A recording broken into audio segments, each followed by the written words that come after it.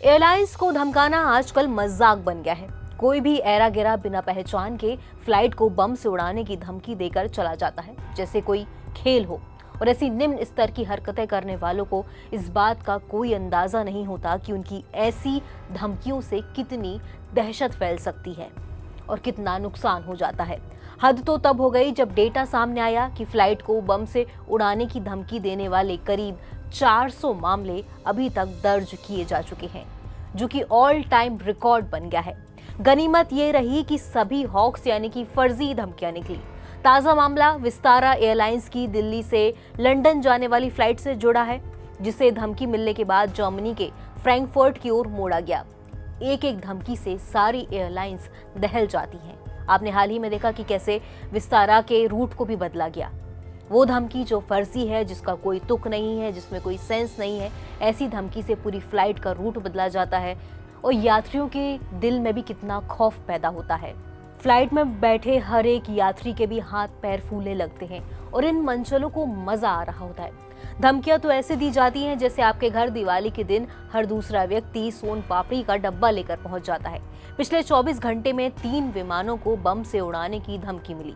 इसके साथ ही इस हफ्ते विमानों को बम की धमकी मिलने की घटनाएं 35 से ज्यादा हो गई हैं। सुरक्षा एजेंसियों का कहना है कि इससे पहले कभी भी एक साल में इतने ज्यादा धमकी भरे कॉल और मैसेजेस नहीं मिले जितने इस साल 17 अक्टूबर तक मिल चुके हैं, जबकि अभी तो साल पूरा होने में करीब 2.5 महीने बाकी हैं। इस डिजिटल दौर में ज्यादातर धमकियां ईमेल, ट्विटर या सोशल मीडिया के दूसरे प्लेटफॉर्म्स के माध्यम से मिल रही हैं। मामले की गंभीरता को समझते हुए इसकी जांच में राष्ट्रीय जांच एजेंसी यानी कि NIA भी जुट गई है, ताकि एक तरह से फ्लाइट टेरर फैलाने वाले इस मामले की तह तक जाकर जांच की जा सके कि कहीं इसमें किसी आतंकवादी संगठन या दूसरी विदेशी ताकतों का हाथ तो नहीं है।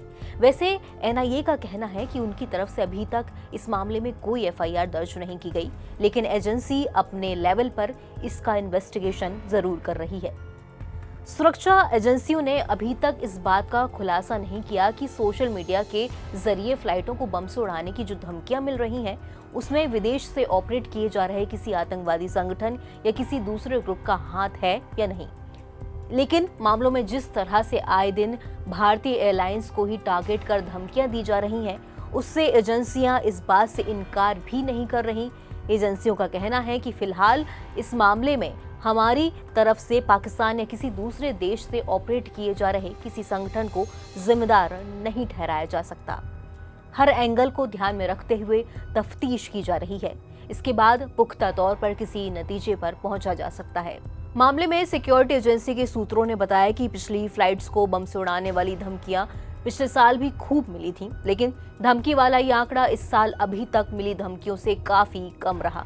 इस साल 17 अक्टूबर तक ही ये आंकड़ा 400 को पार कर गया है। इसमें भी अभी तक जून में सबसे ज्यादा करीब 100 धमकियां दर्ज की गईं, जबकि इसके बाद अभी तक दूसरे नंबर पर अक्टूबर का महीना चल रहा है, जिसमें अभी तक तकरीबन 94 धमकियां मिल चुकी हैं।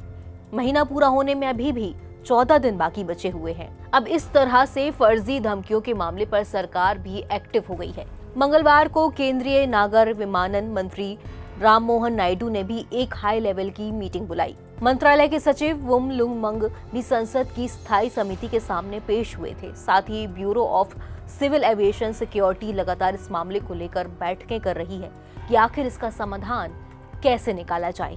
हमारी इस खबर में इतना ही। ऐसी तमाम खबरों को देखने के लिए बने रहिए नवभारत टाइम्स के साथ। मैं हूं सुचिता जैन।